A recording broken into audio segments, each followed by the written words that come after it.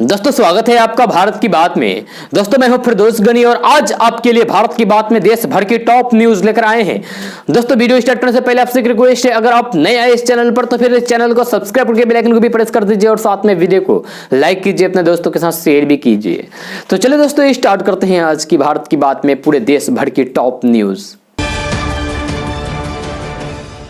दोस्तों पिछले एक महीने में पेट्रोल, डीजल और गैस की कीमतों में हो रही बेतहाशा बढ़त ने जनता का मूड खराब कर दिया है। जी हां, मोदी सरकार भी इस मिजाज को भांपने में जुट गई है। सत्ता में बैठी सरकार की चिंता और इसलिए बढ़ गई है क्योंकि आने वाले समय में 5 राज्यों में विधानसभा चुनाव होने वाले हैं। जी हां, अगर जनता के मूड में सकारात्मक बदलाव नहीं आए तो फिर मोदी सरकार को आगे जाकर नुकसान उठाना पड़ सकता है।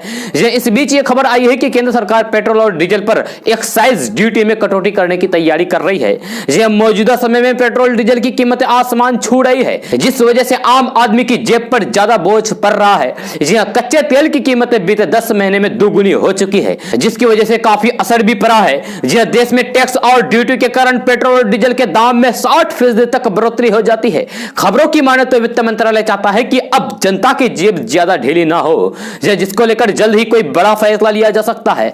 हाल के दिनों में वित्त मंत्री निर्मला सीतारमण ने कहा था कि वे ये नहीं बता सकती है कि ईंधन यानी कि तेल पर टैक्स कब कम होगा। इसको लेकर राज्य और केंद्र सरकार को टैक्स घटाने के लिए आपस में बात करनी होगी। यह केंद्र सरकार फिलहाल ऐसे उपायों को लेकर विचार कर रही है जिससे तेल की कीमत स्थिर रखी जाए। दोस्तों पूर्व प्रधानमंत्री इंदिरा गांधी द्वारा देश में लगाई गई 1975 में इमरजेंसी को गलती मानते हुए कांग्रेस नेता राहुल गांधी ने कहा है कि उस समय जो कुछ हुआ वह गलत था, परंतु इस समय जो कुछ हो रहा है वह मूल रूप से गलत है, अलग है। और कांग्रेस ने कभी भी देश के संस्थानों को अपने कब्जे में लेने की कोशिश नहीं की। उन्होंने कहा है कि अपनी गलती मान लेना साहस का काम होता है। राहुल गांधी ने कहा है कि हमें संसद में बोलने की अनुमति नहीं है, न्यायपालिका से उम्मीद नहीं है। आरएसएस भाजपा के पास बेहताशा आर्थिक ताकत है।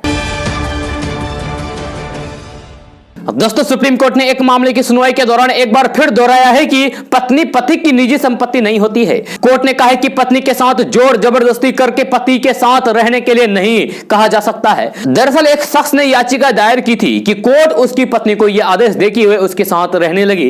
इस मामले की सुनवाई करते हुए न्यायमूर्ति एस.के. कौल और फिर न्यायमूर्ति हेमंत गुप्ता के बेंच ने कहा है कि आपको क्या लगता है, क्या महिला किसी की गुलाम है जो हम ऐसा आदेश पारित करें? क्या पत्नी आपकी निजी संपत्ति है जो उसे आपके साथ जाने का निर्देश दिया जा सकता है?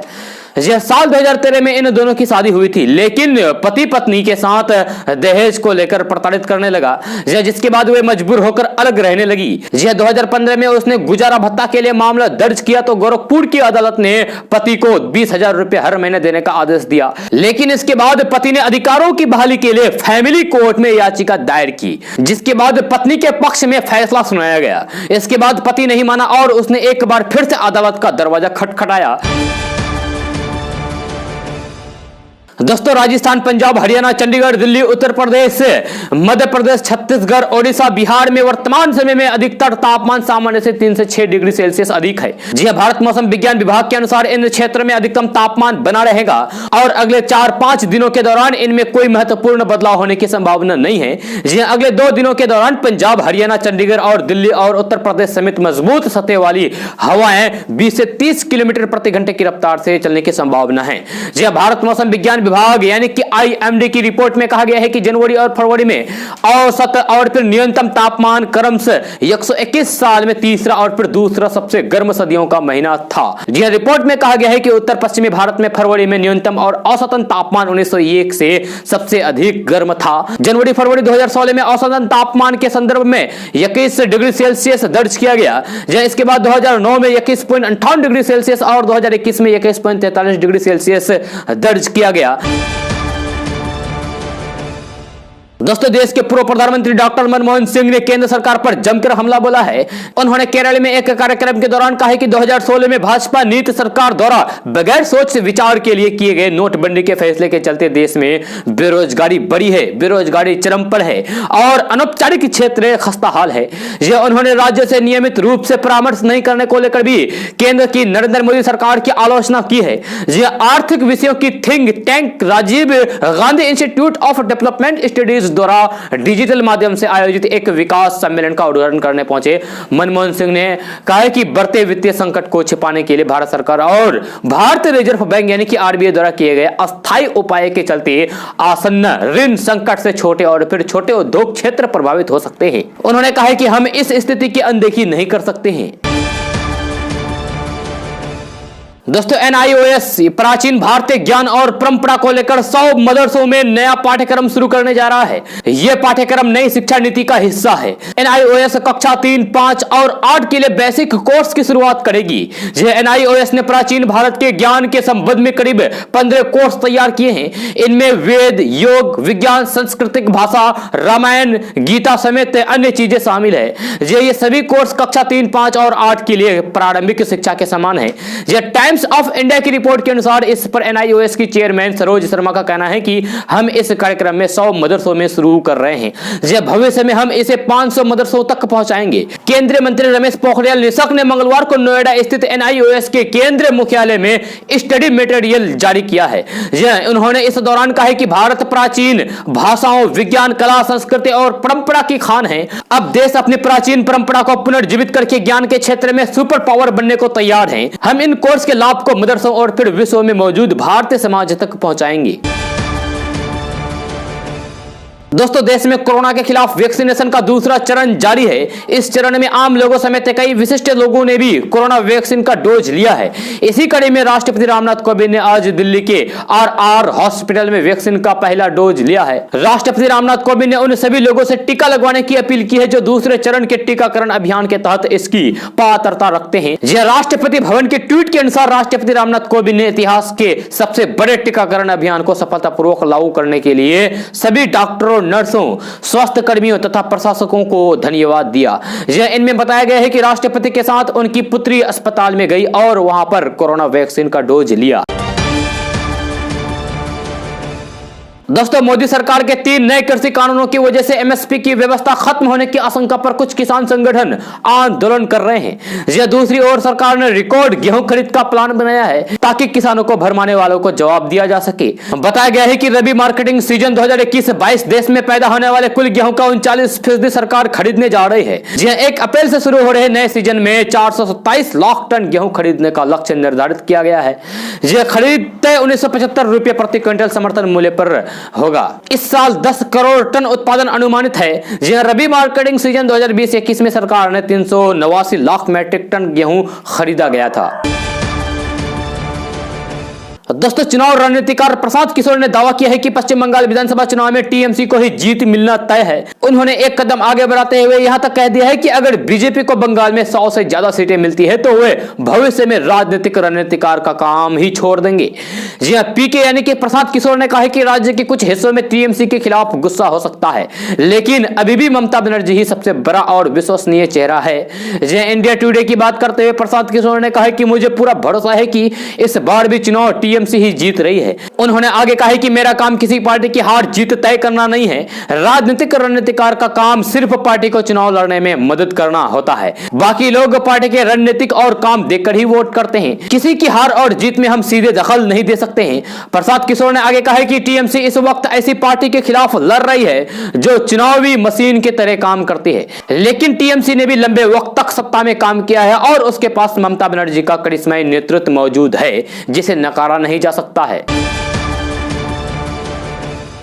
दोस्तों, पिछले करीब 1 हफ्ते में आम आदमी पार्टी के लिए 2 राज्यों से अच्छी खबर आई है।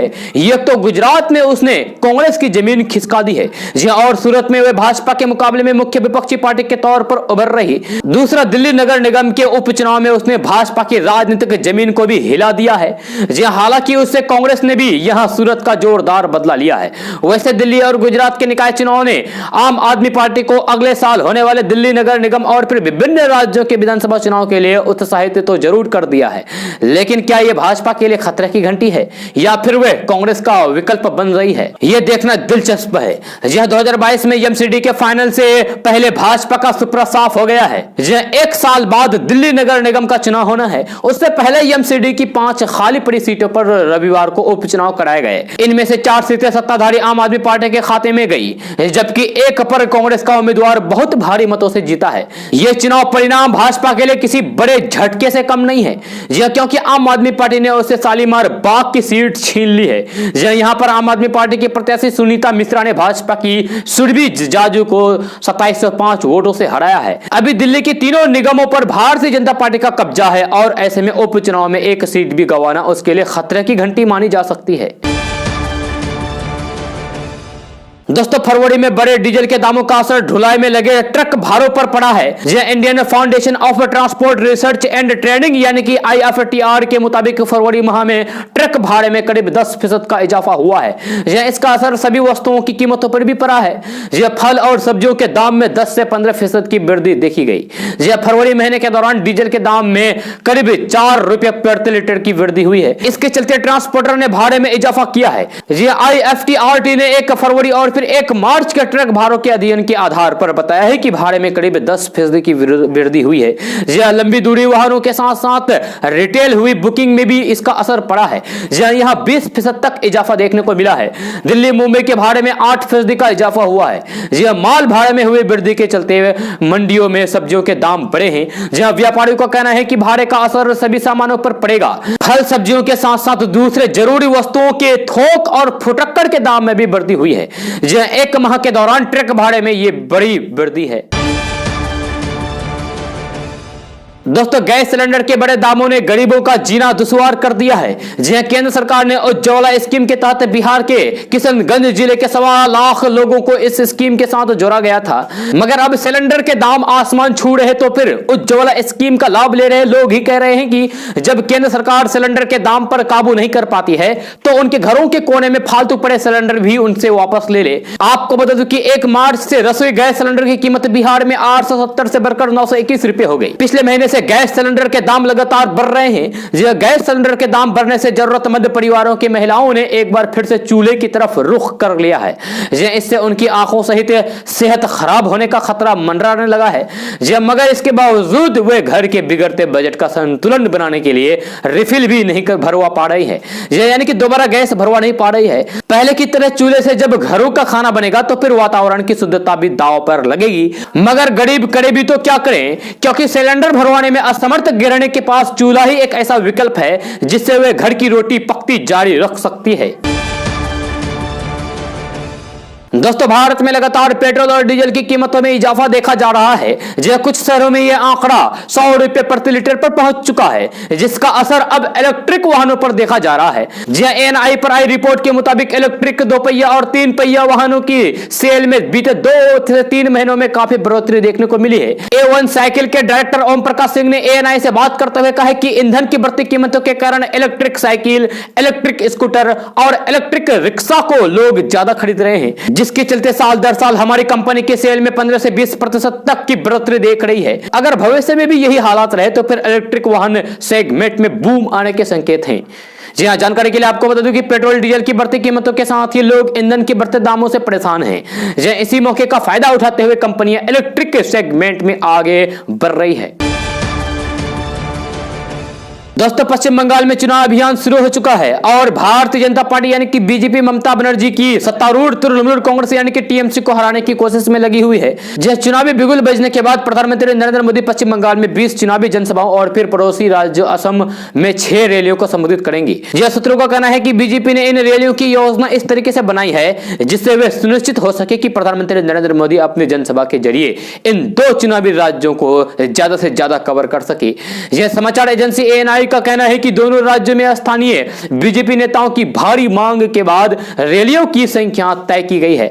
यह पश्चिम बंगाल के अलावा असम, केरल, तमिलनाडु और पुडुचेरी में विधानसभा चुनाव हो रहे हैं। हालांकि इस समय बीजेपी का सबसे ज्यादा ध्यान फोकस पश्चिम बंगाल पर है। यह ऐसा राज्य है जहां पर बीजेपी ने पिछले 5 साल में ताबड़तोड़ प्रयासों के दम पर खासी पकड़ बना ली है और आज पार्टी ममता बनर्जी के नेतृत्व वाली तृणमूल कांग्रेस की प्रमुख प्रतिद्वंदी के रूप में उभरी है। यह दूसरी ओर पड़ोसी राज्य असम में विधानसभा चुनाव बीजेपी के लिए महत्वपूर्ण है, क्योंकि वे यहां पर पिछले 5 सालों से सत्ता में हैं, जबकि शेष राज्यों केरल, तमिलनाडु और पुडुचेरी में बीजेपी बड़ी खिलाड़ी के रूप में नहीं आंकी जा रही है। यह प्रधानमंत्री नरेंद्र मोदी 7 मार्च को कोलकाता की ब्रिगेड ग्राउंड में पश्चिम बंगाल में अपनी पहली चुनावी रैली को संबोधित करेंगे। प्रधानमंत्री नरेंद्र मोदी के अलावा बीजेपी के वरिष्ठ नेता अमित शाह, जेपी नड्डा, राजनाथ सिंह, मुख्यमंत्री योगी आदित्यनाथ, नितिन गडकरी, मुख्यमंत्री शिवराज सिंह चौहान और स्मृति ईरानी जैसे कई बड़े नेता पश्चिम बंगाल के चुनावी रैलियों को संबोधित करेंगे। दोस्तों, कोरोना काल के बाद ट्रेन में सफर करने वाले लोकल पैसेंजर के लिए एक अच्छी खबर आई है। यात्री सुविधा के लिए पूर्व मध्य रेलवे में अलग अलग रेल खंडों पर 11 जोड़ी डेमू पैसेंजर ट्रेन चलाने का फैसला किया है।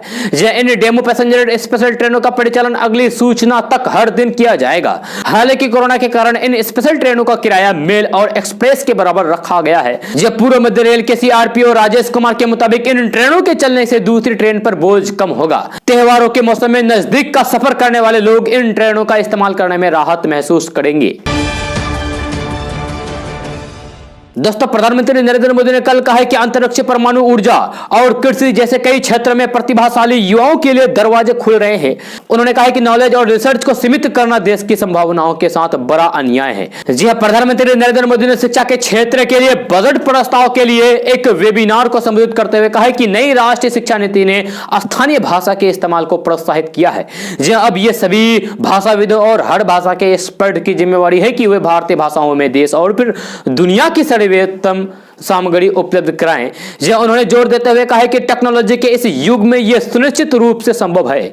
मोदी ने कहा है कि एजुकेशन, स्किल, रिसर्च और इनोवेशन पर बजट में हेल्थ के बाद सबसे ज्यादा ध्यान दिया गया है। उन्होंने कहा है कि केंद्रीय बजट ने शिक्षा को रोजगार और उद्यमशीलता की क्षमता से जोड़ते हुए हमारे प्रयासों को व्यापक बनाया है।